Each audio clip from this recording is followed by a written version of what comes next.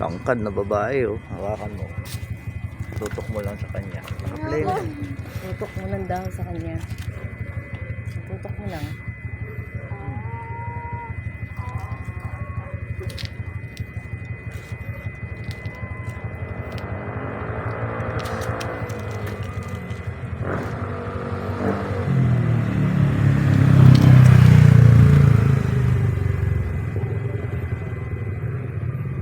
Tiisin mo.